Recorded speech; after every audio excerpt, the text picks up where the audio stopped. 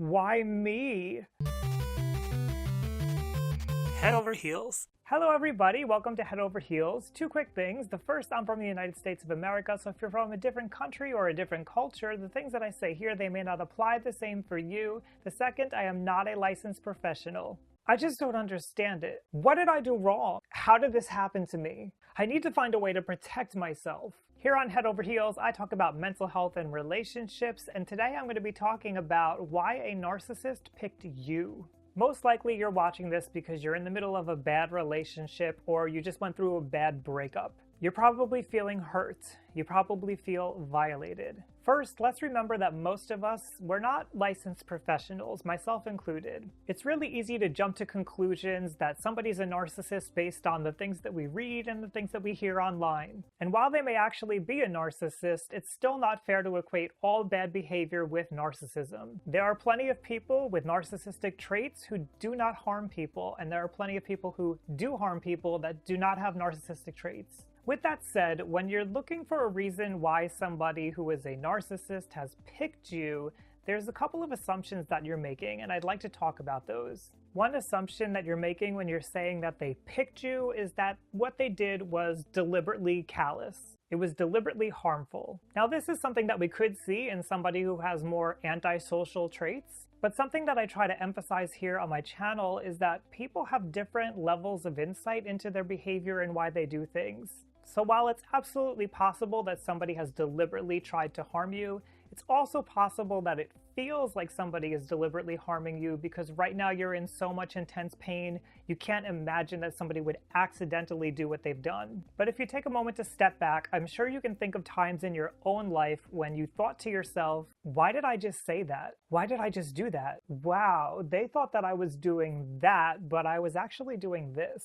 If the person that we're talking about truly has narcissistic traits, then it's possible that they're not so aware of how their actions are affecting you. They may not have actually been trying to deliberately cause you pain. Narcissism is a defense mechanism, which means that they're feeling pain, and in that way, they probably really weren't thinking about you very much at all. They were concerned about themselves. And maybe that's what's so painful here. The other assumption that you're making is that there is something about you that the narcissist has picked up on. And the reason why you might be thinking about this is because you want to do something to prevent being harmed in the future. That's a normal reaction to being hurt. But I want to pause and remind you that sometimes we can't do something to protect ourselves from being hurt, and that's okay. One thing that may have kept you in a hurtful relationship is not exercising boundaries. Boundaries are a tool that helps us to communicate the things that hurt us. They also allow us to take things into our own hands and leave a bad situation when our boundaries aren't being respected. If you didn't exercise healthy boundaries, then it's possible that's why you've been hurt so much. And that's okay. Now that you know about boundaries, you can work to change that.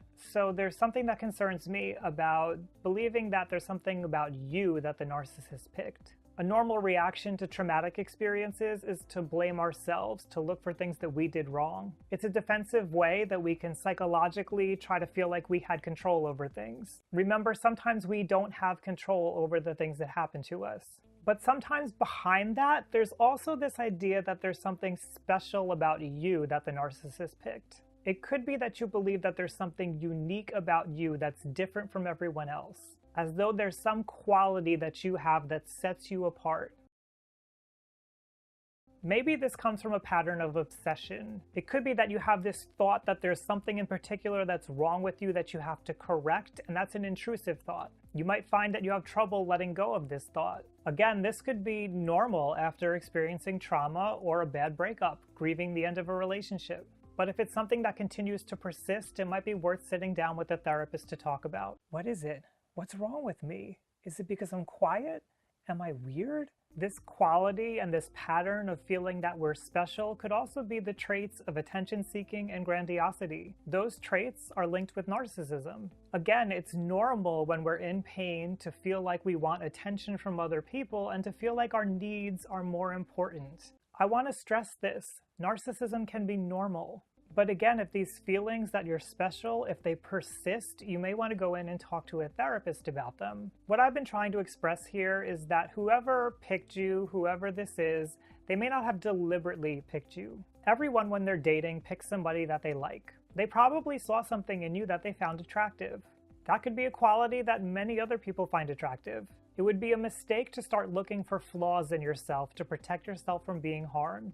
It's possible that whatever they saw in you is a positive quality that other people would also see in you, and it's worth holding on to. Going through the pain of a breakup is hard for anyone. If you've experienced trauma before, maybe attachment trauma in your childhood, it's possible that you'll re-experience it now. Even if you're not in the middle of a breakup, maybe you're just going through a hard time in your relationship, trauma has a way of seeping back in. If your partner has emotionally or physically harmed you in some way, it's possible that you need additional resources and some extra validation to help cope with that. Find those healthy ways of coping. Look for resources like a therapist.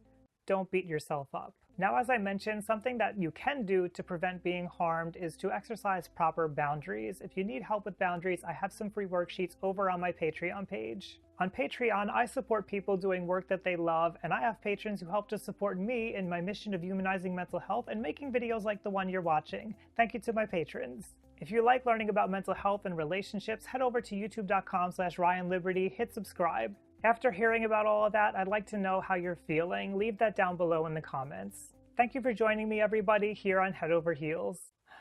There's nothing wrong with me.